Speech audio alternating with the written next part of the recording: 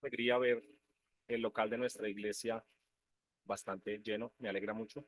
Me alegra ver todas las sillas llenas, me alegra saber que las sillas se van llenando de personas que conocen o que quieren conocer al Señor. Eso para mí es una alegría. Sí, las sillas vacías no van al cielo. Entonces, para mí es una alegría verles, chévere. Eh, Quiero invitarlos a que alistemos nuestras Biblias. Vamos a seguir estudiando la palabra del Señor, que es uno de los motivos que nos reúne hoy. Para empezar, quería leerles algo de las noticias. En el año 2013, en la ciudad de Dhaka, que es la capital, creo, de Bangladesh, había un edificio que se llamaba Rana Plaza. Era un edificio de 8 pisos en el cual habían bancos, apartamentos, oficinas y fábricas de ropa. Pero resulta que de un momento a otro el edificio se derrumbó. Era un edificio muy grande, 8 pisos, se derrumbó completamente. Hubo 1.129 muertos, 2.500 heridos. La causa de la caída de ese edificio fue una falla estructural. Quizás es el accidente estructural más mortífero del mundo, donde ha muerto más cantidad de personas. Quería empezar con esta historia, con esta ilustración, porque nos sirve de abrebocas acerca de lo que vamos a estudiar hoy. Nuestra enseñanza de hoy va a ser acerca de los dos cimientos, de lo que significa fundar la vida en Cristo. Quiero que me acompañen, por favor, a Lucas capítulo 6. Vamos a leer 3 versículos nada más, Lucas 6, versículos del 46 hasta el 49. Los últimos 3 versículos del capítulo 6 de Lucas. Yo lo leo en una traducción viviente. Si usted quiere seguirme en la versión que usted tiene, está bien. Si quiere escucharme, Lucas 6, 46 hasta el 49, que es el último versículo del capítulo 6. Si yo uso nueva traducción viviente, si quieres seguirme ahí, si la tienes, o si quieres seguirme solamente porque a mí me pasa que uno se confunde en qué versículo va. Yo trato a veces de decirle en qué versículo voy, pero bueno, dice, así que, ¿por qué siguen llamándome Señor, Señor, cuando no hacen lo que digo? Les mostraré, les mostraré cómo es cuando una persona viene a mí. Escucha mi enseñanza y después la sigue. Versículo 48. Es como una persona que para construir una casa cava hondo y echa los cimientos sobre la roca sólida. Cuando suben las aguas de la inundación y golpean contra esta casa, esta queda intacta porque está bien construida. Versículo 49. Pero el que oye y no obedece es como una persona que construye una casa sobre el suelo sin cimientos. Cuando el agua de las inundaciones azotan esa casa, se derrumbará en un montón de escombros. Acompáñenme a orar, por favor. Señor, gracias porque es un privilegio que tenemos, Señor, el poder abrir tu palabra, Señor. Gracias porque has permitido que la Biblia llegue a nuestro idioma. Gracias porque es a un precio módico, Señor, y la podemos conseguir. Pero te pido que no menospreciemos ese privilegio, Señor. Tenemos tu palabra y es nuestra responsabilidad, nuestro deber leerla, Señor, y ante todo aplicarla a nuestra vida, Señor. Ayúdanos a reconocer nuestra flaqueza, nuestra debilidad, nuestra necesidad, Señor. Sin la Biblia nosotros no tendremos ningún sentido, Señor. Gracias porque dejaste tu palabra para instruirnos, para enseñarnos el camino hacia ti. Te pido que nos des corazones dispuestos, Señor. Quita de nosotros las preocupaciones, el sueño, el cansancio, Señor, y ayúdanos a pensar en lo que tu palabra dice, Señor. Oro por mí, Señor, porque yo trace tu palabra como es debido, Señor, y oro por los que me escuchan, Señor, que les des corazones dispuestos, Señor, para poderla entender, Señor. Guíanos y al final de la enseñanza permítenos salir con algo para aplicar a nuestra vida. Ayúdanos a reconocer que necesitamos, Señor, cambiar nuestra vida. Oro por aquel que no te conoce, oro porque tú te reveles a él y oro porque el que te conoce, Señor, y necesita ser edificado, Señor. Guíanos a través de tu Espíritu Santo, lo pedimos en el nombre del Señor Jesús. Amén. Bueno, entonces Jesús está dando ha venido en el capítulo 6 más o menos del Evangelio de Lucas, ha venido dando una extensa enseñanza a sus discípulos y a la multitud que estaba con él, pero muy específicamente a sus discípulos, Jesús les ha hablado sobre las bienaventuranzas, les ha hablado de amar a sus enemigos, les ha hablado de el árbol y su fruto, Y de pronto hace una pregunta muy confrontante. Póngase en el lugar de los discípulos. Y Jesús pregunta, ¿por qué siguen llamándome Señor, Señor, si no hacen lo que les digo? Y digo que es confrontante porque lo que les venía hablando a sus discípulos ha hablado de cosas como muy generales, mandatos, enseñanzas, pero aquí les confronta, les dice, ¿por qué no hacen lo que les digo? Ahora pensemos en la palabra Señor. Cuando leemos la Biblia, si usted ha visto, hoy en día hay muchas versiones, traducciones. ¿Por qué se hace eso? O hay revisiones de la Biblia. Si usted mira, si usted tiene Reina Valera, dice versión de 1960 y algo, revisión, cada cierto tiempo se le hace una revisión. Una de las razones por la que eso sucede es porque las palabras cambian de significado, cambian de sentido. Les doy un ejemplo. La palabra formidable, ¿qué significa para usted, por ejemplo?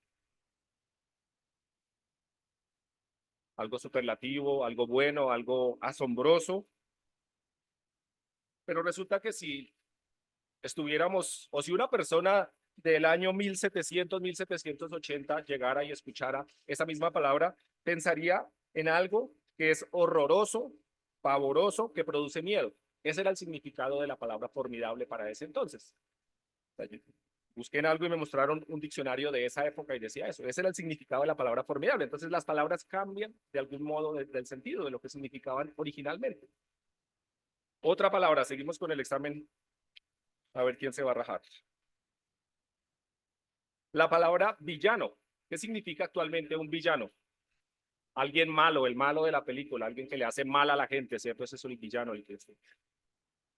Pero si una persona del año 1495, por allá más o menos, viniera, entendería que un villano, ¿saben quién era?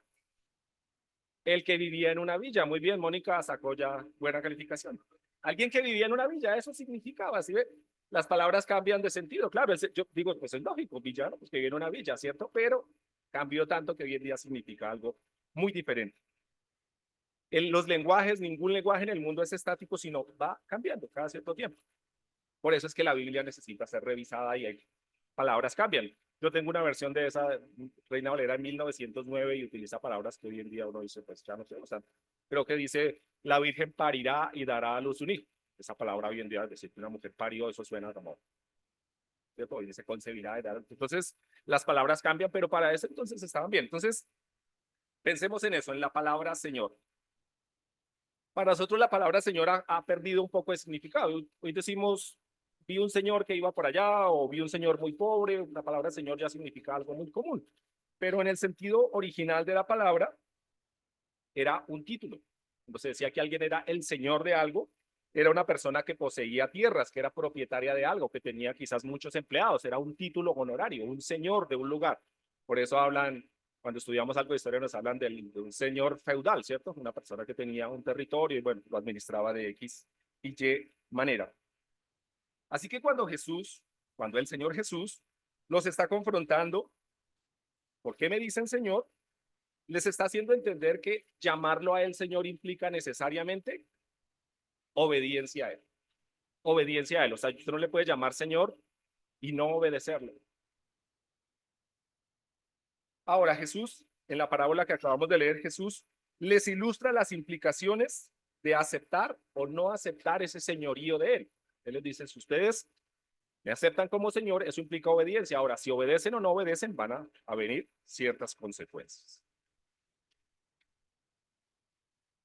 Y hace una comparación con dos clases de personas que representan básicamente dos grupos de personas. Quizás los oyentes originales, y ustedes y yo estamos representados en esta parábola de algún modo. ¿Qué tenían en común las dos personas de la parábola? ¿Ambas qué? Ambas escucharon las instrucciones, ¿cierto? Oyen las enseñanzas de Jesús. Y las dos también están construyendo una casa, ¿cierto? Ambas escuchan y ambas están construyendo una casa. Y aquí tendremos un punto de aplicación. Ellos y nosotros escuchaban la palabra, nosotros escuchamos la palabra de muchas maneras. Ustedes en este momento la están escuchando. Yo tuve que escucharla de algún modo cuando preparé esta enseñanza, ¿cierto? pero también se pone la radio, escucha una buena predicación, alguien le da un consejo bíblico, alguien, de muchas formas somos, ¿cómo se llama? Bombardeados o la palabra de Dios llega de muchas maneras. Gracias a Dios hoy hay muchos medios, ¿cierto? Por la internet, por la radio, por la televisión, de muchas maneras la palabra de Dios está llegando a nuestras vidas. Y nosotros podemos tomar esa palabra de Dios y aplicarla a nuestra vida. Podemos aplicarla toda o podemos aplicarla parcialmente, ¿cierto? Lo que algo que he dicho antes, pero que me parece muy importante es que nosotros somos muy dados a escuchar las promesas de Dios y subrayarlas en nuestra Biblia y, no sé, escribirlas en un cuaderno, tenerlas, pero nos cuesta mucho más pasajes que son más confrontantes a nuestra vida. ¿Cierto? Imagínense a los discípulos en este momento, era como un regaño del Señor, ¿cierto? Decir, ustedes me llaman Señor, pero no hacen lo que yo les digo. Debemos evitar que eso pase en nuestra vida, ¿cierto? Necesitamos atesorar las palabras del Señor porque vamos a ver que tienen su importancia en esto, son sus promesas que nos dan ánimo cuando estamos desfalleciendo, pero también tenemos que estar recordando sus mandatos, sus órdenes que nos cuestan a veces obedecer, ¿cierto? Pero necesitamos estarlo obedeciendo, ¿cierto? Si escuchamos que Dios nos está hablando acerca de ciertas cosas en la intimidad de nuestra unión con Él, debemos ser sensibles a Él y decir, Él está hablando a nuestra vida, Él es el Señor, así que yo debo obedecer lo que Él me está diciendo. Ahora, ¿en qué se diferencian las dos personas?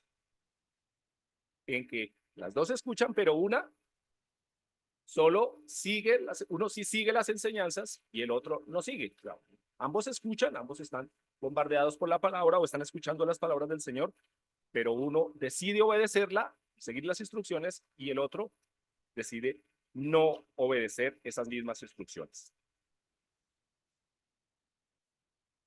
Ahora, ¿cómo ilustra el Señor Jesús ese oír y obedecer a Cristo?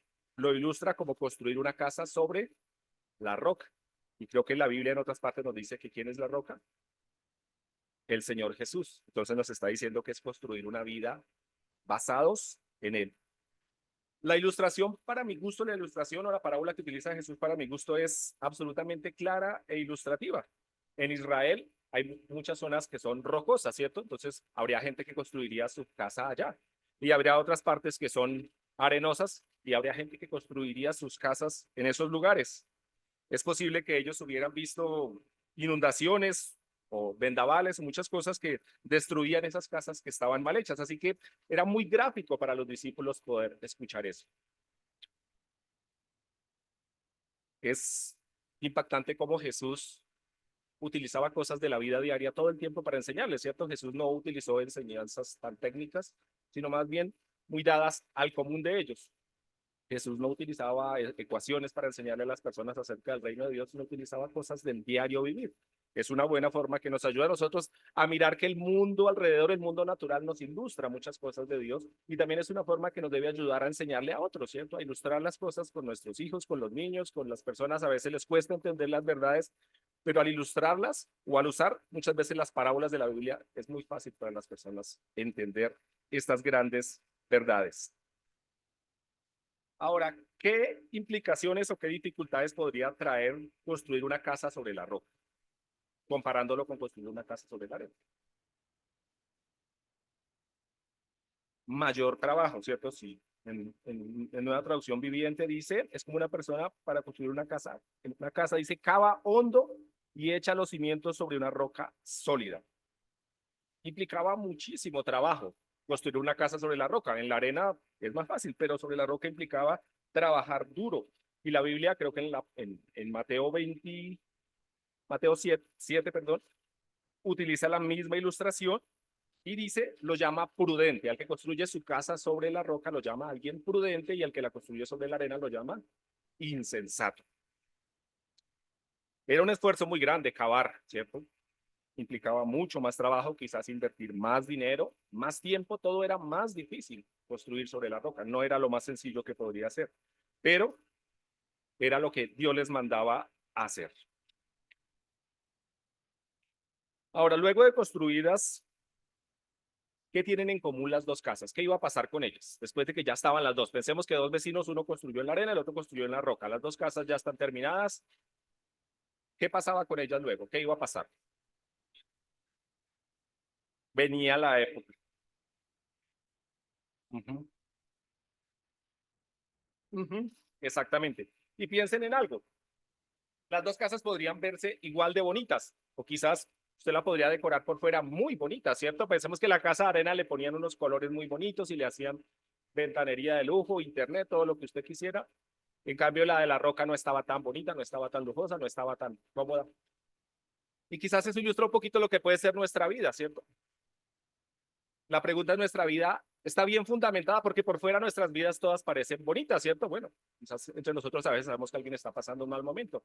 Pero el domingo todos aquí se bañaron, supongo que sí. El domingo nos ponemos una ropa bonita, todos nos ponemos una vida bonita, una vida agradable, una vida elegante, mostramos acá.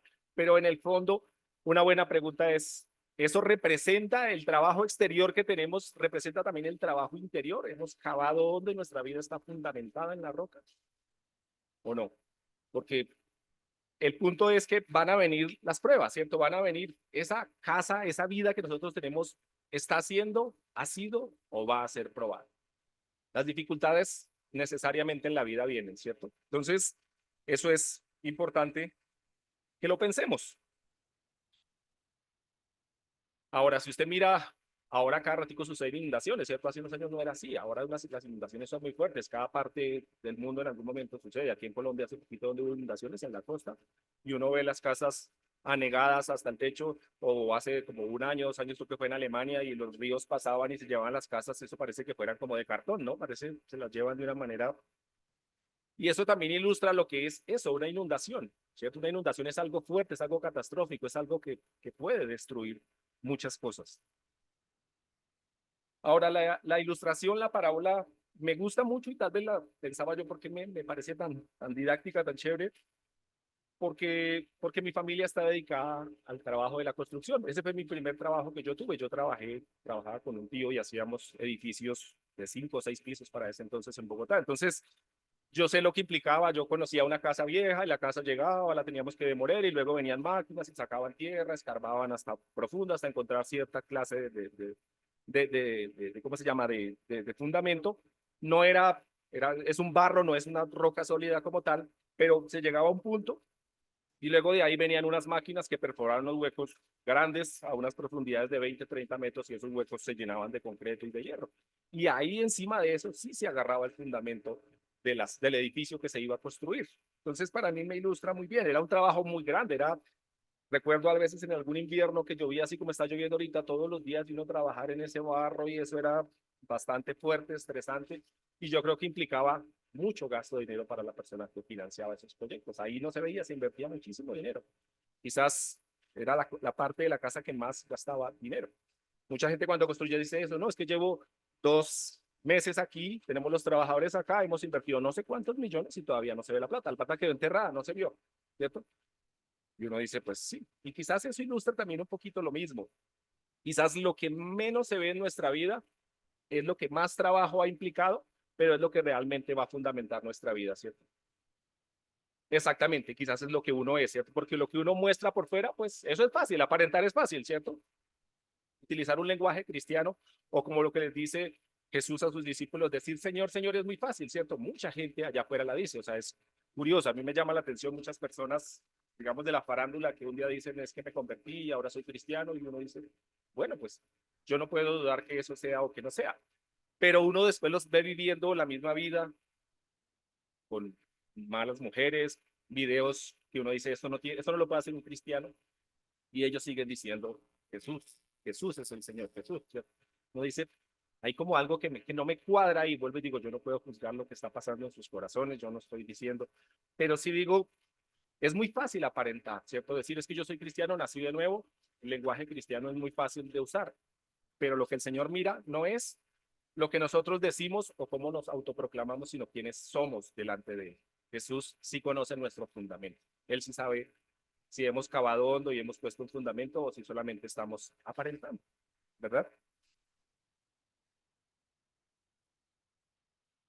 Ahora también creo que la mayoría ha jugado con arena, ¿cierto? Cuando uno era niño y el vecino traía el viaje de arena, que no le gustaba irse a jugar. O cuando uno va a la playa, qué chévere hacer castillitos de arena. Bueno, nosotros no somos tan buenos haciendo castillitos, hacemos como vivienda de interés social en la playa, pero bueno,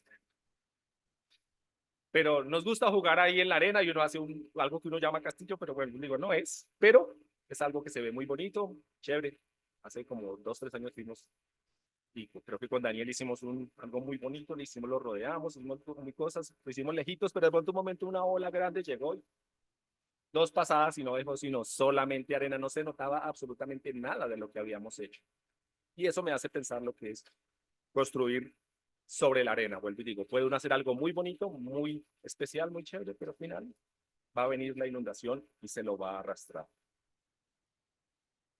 Esta parábola, esta ilustración fue dada a ellos y a nosotros con el propósito de que evaluemos nuestra manera de vivir, ¿cierto? Los lunes estamos estudiando con el grupo de Chía, estamos estudiando el Evangelio de Juan, ¿cierto? Y uno ve Jesús hace un milagro y mucha gente llega y todos, oh, wow, asombroso, Jesús hace milagros y están con él. Y a la siguiente escena están diciendo, pero bueno, ¿tú si realmente eres Dios o no eres? O sea, la siguiente escena ya están dudando de él. Así es quizás nuestra forma en que vemos a Dios, como que cuando lo vemos hacer algo que nos agrada, entonces Él es Dios, le alabo, le canto, le oro, le hago, pero cuando las cosas no son como nosotros queremos, tendemos a apartarnos de Él. Esa casa que se construye en esta parábola representa nuestra vida. Eso está representando esa parábola. La vida de los discípulos que originalmente escucharon y las multitudes que escucharon esa enseñanza, pero ilustra también nuestra vida porque nosotros somos discípulos del Señor, o eso decimos ser, ¿cierto? Así que una pregunta bastante obvia aquí ¿es Jesús el fundamento de mi vida? Es una pregunta que cada uno debemos hacer. ¿Él es el fundamento de su vida, de mi vida?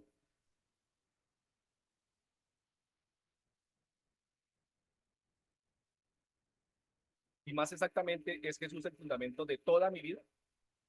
Porque sigamos con la ilustración de la casa. Pensemos que alguien decide empezar a construir la casa y trabaja duro y hace, pensemos las columnas, pensemos hace 3 bases buenas, dice, uy, no, pero esto ha sido mucho trabajo. Yo la verdad, las otras las voy a hacer ahí medio hechas, como caiga, ¿sí? ¿Usted cree que eso hará que la casa sea fuerte completamente? No, quizás la hará más fuerte que la de la arena, sí, ¿cierto? Porque tiene algo de fundamento, pero no todo el fundamento.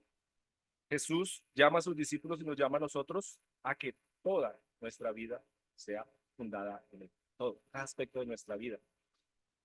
Jesús quiere que manejemos nuestro hogar como la Biblia dice. Jesús dice quiere que administremos nuestros recursos económicos como la Biblia dice. Jesús quiere que nos acerquemos a Él y le adoremos como la Biblia nos enseña.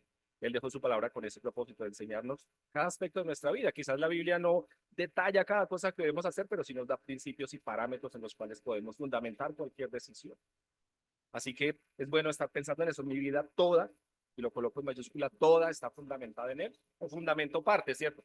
Porque tendemos a veces a decir, bueno, yo soy cristiano los domingos, o sea, como que mi área religiosa, sí, yo soy cristiano, creo en Cristo, pero el resto lo manejo de una manera distinta a la Biblia. Creo que es bueno, como les decía, evaluar eso a la luz de la palabra del Señor. Vamos a Romanos capítulo 10, versículo 9.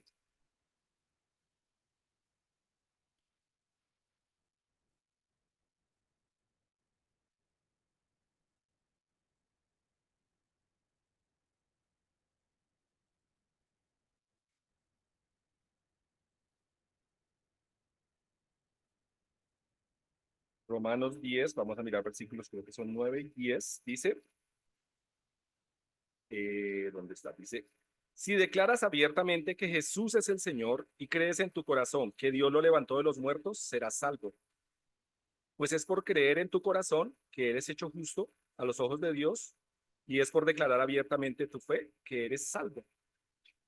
Aquí viene el primer paso que debemos hacer como seres humanos. Cuando Jesús no es el Señor de nuestra vida, lo primero que tenemos que hacer es confesarlo con la boca, ¿cierto? Decirlo públicamente.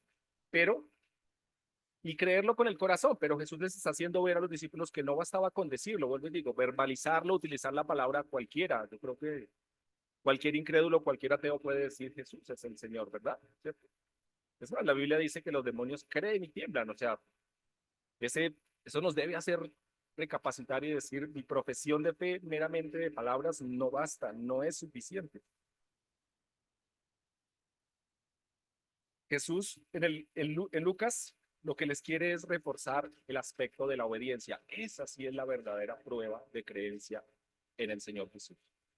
No decir, yo vengo, no sé, llevo 20 años en el Evangelio y he hecho esto y creo que en Mateo 7 dice, Señor, en tu nombre echamos fuera demonios e hicimos muchas cosas y el Señor al final les dirá, nunca los conocí. O sea, pensemos en ese momento, cuando nos vamos a encontrar con el Señor, sea en 10 años, en 20 años, en 100 años, cuando nos encontremos con Él sí nos conocerá. Como él sí podrá decir, les conozco, porque no basta.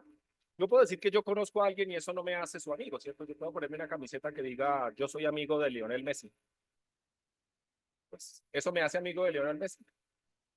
Pero en cambio, si Lionel Messi tiene una camiseta que dice, yo soy amigo de David Ariza, eso sería más, eso sí sería, bueno, lo conoce, claro, ahí sí sería, él es el que puede decir que me conoce, ¿cierto? Lo mismo, yo puedo decir, yo conozco a Jesús y puedo tener una camiseta que diga Jesús y puedo gritar Jesús y pararme en la plaza principal de Cajicá a gritar que yo creo en Jesús.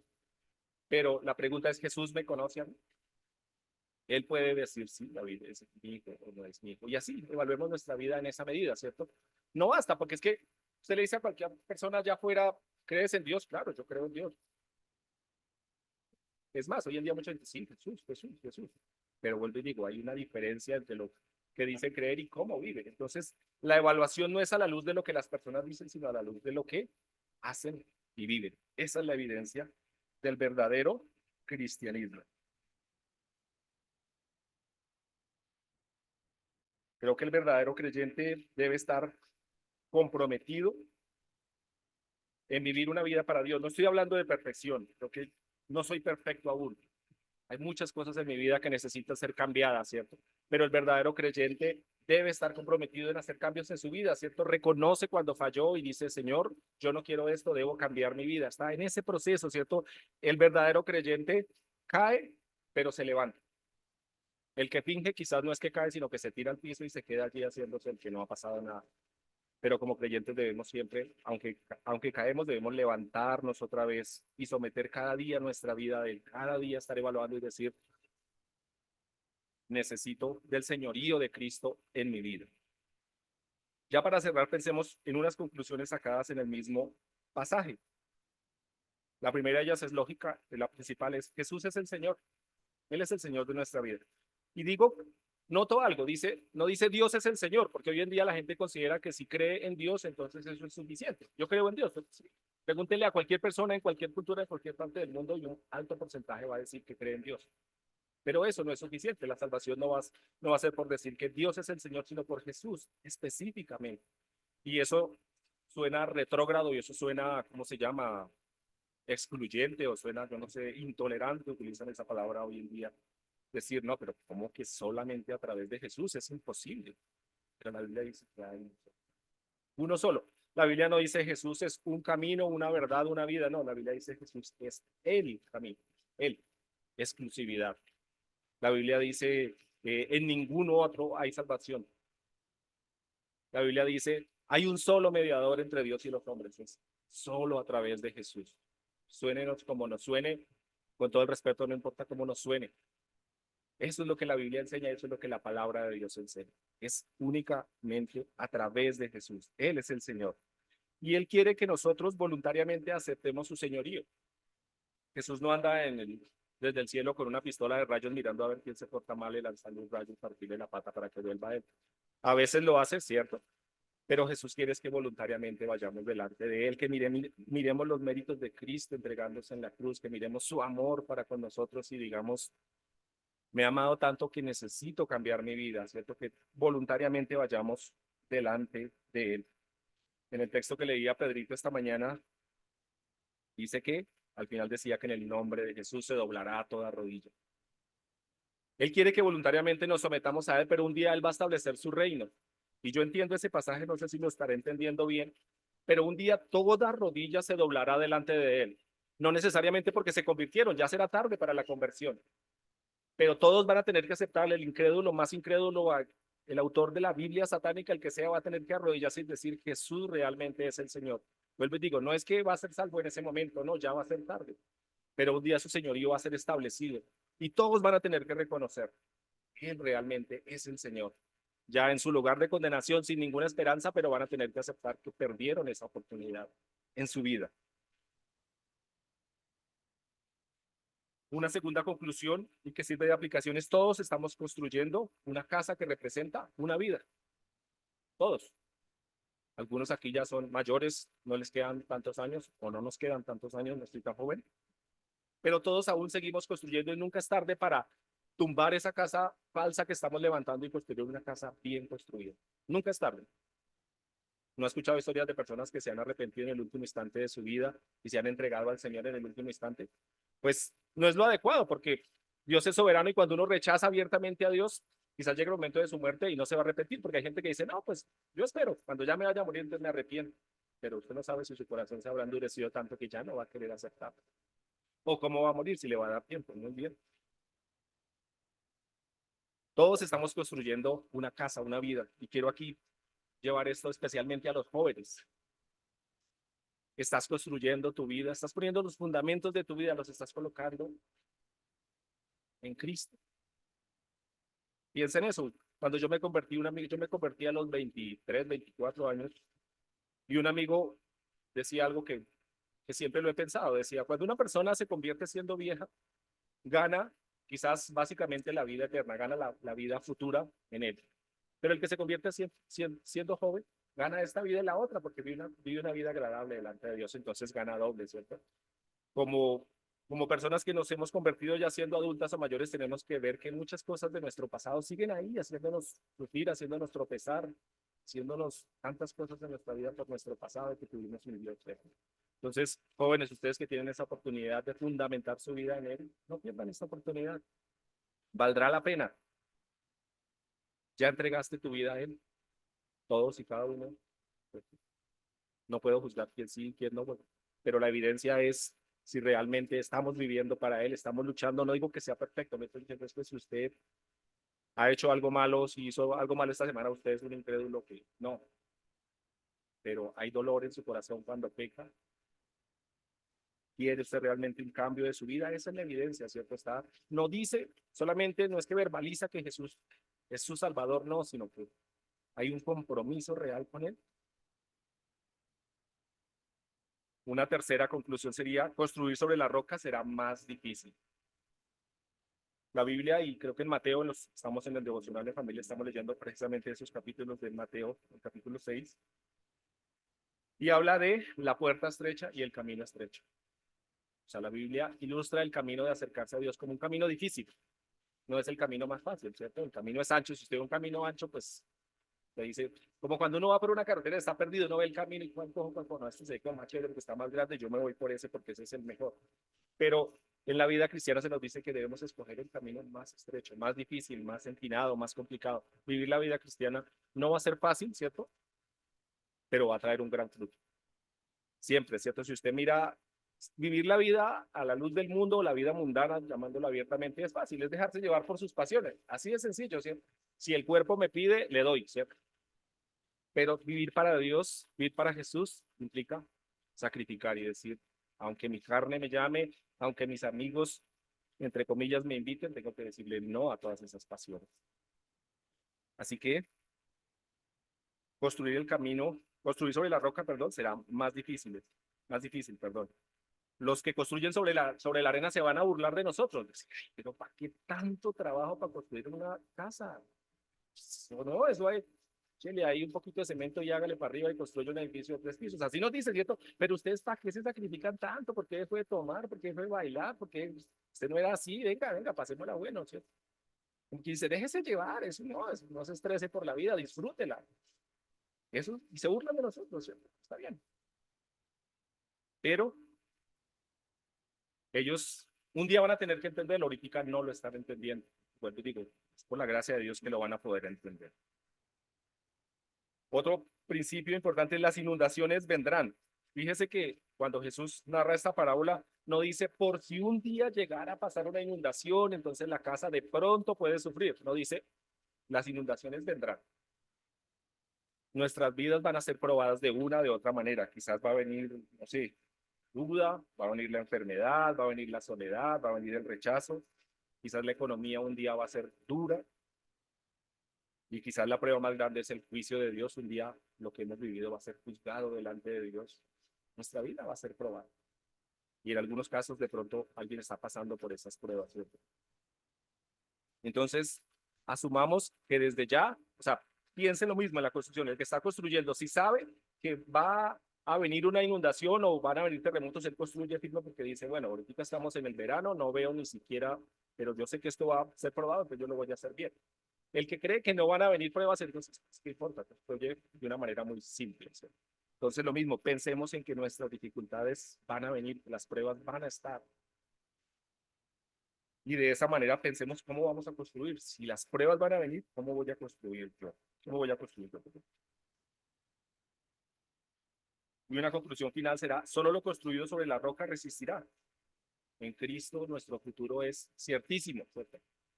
Nadie de los que estamos aquí sabe cuándo va a morir, ni cómo va a morir, de qué va a morir, pero todos los que hemos aceptado a Jesús como Señor y Salvador, sabemos para dónde vamos, ¿cierto? Nuestro futuro está absolutamente asegurado en sus manos, porque hemos entregado nuestra vida a Él. Y eso es nuestro anhelo para que aquellos que no le han entregado sus vidas se la entreguen completamente a Él. Hay un futuro cierto, asegurado, glorioso, maravilloso. Así que vale la pena. Al final de nuestra vida podremos decir, valió la pena haber cavado hondo, haber trabajado duro, haber entregado mi vida a Él. Valió la pena. Podremos decir, sí, valió la pena. Y creo que para concluir diría que les invito a que tengamos ese tiempo de autoexamen, ¿cierto? De que nos estemos examinando con cierta frecuencia cómo estamos viviendo, qué estamos haciendo, realmente soy o no soy. No los estoy llamando a dudar, ¿cierto? O no los estoy llamando a dudar de Dios, los estoy llamando a dudar de nosotros mismos porque tendemos a engañarnos con mucha facilidad, ¿cierto? He sometido todas las áreas de mi vida. Tengo que decir lo que no, o sea, yo tengo que decir, me faltan muchas cosas de mi vida que tengo que someter a Él, pero creo que el Señor me anima con estos pasajes a entender que debo depender de Él, porque no se trata de ir en su carne, en sus fuerzas, a tratar de hacer las cosas bien. Necesitamos dependencia de Él. Él quiere que vayamos a Él por amor, ¿cierto? Entonces es ir a la palabra y decir, mire, si Jesús me amó tanto que entregó a su Hijo por mí, eso me tiene que motivar a cambiar mi vida, ¿cierto? No es decir, no voy a pecar, no voy a pecar, no voy a pecar, no voy a pecar, eso no funciona. Uno dice eso y al siguiente instante está pecando. No se trata de autoconvencerse, sino más bien de entregarse al Señor, que Él me convenza, que sea su espíritu quien me fortalezca. Yo en mi fuerza soy incapaz, pero dependiendo de Él, Él lo puede, ¿cierto? La Biblia dice, todo lo puede en Cristo que me fortalece. En nuestras fuerzas no vamos a poder. Quiero que me acompañen a orar. Señor, gracias porque esta parábola es para nosotros, Señor. Necesitamos recordar que nuestra vida debe estar fundamentada en Cristo. Oro por aquel que no te conoce, Señor, que no entiende aún el fundamento único y verdadero es Cristo. Oro por su salvación, oro porque tú le convenzas, Señor. Yo llegué a ser ateo, Señor, pero un día tú me convenciste de que tú eres la única esperanza, el único camino, Señor. Oro porque tú salves a las personas, Señor, que tú les convenzas, Señor, y oro porque nosotros los que estamos a su alrededor podamos ser luz con nuestras palabras, pero ante todo con nuestra vida, Señor. Oro pues que nuestra vida se fundamente en todos los aspectos en Cristo, Señor. Cada aspecto, que cada decisión, que cada plan que hagamos, estemos filtrando la luz de tu palabra, no a la luz de nuestras emociones, a la luz de la cultura que nos rodea, Señor. Te necesitamos, te pido que nos ayudes a examinarnos a la luz no de nuestros sentimientos, de nuestras emociones, sino a la luz de tu palabra, Señor. Ayúdanos a pensar que un día nuestra vida va a estar delante de ti o está delante de ti, pero un día va a ser evaluada delante de ti. Un día tendremos que dar cuentas de cómo hemos vivido, Señor.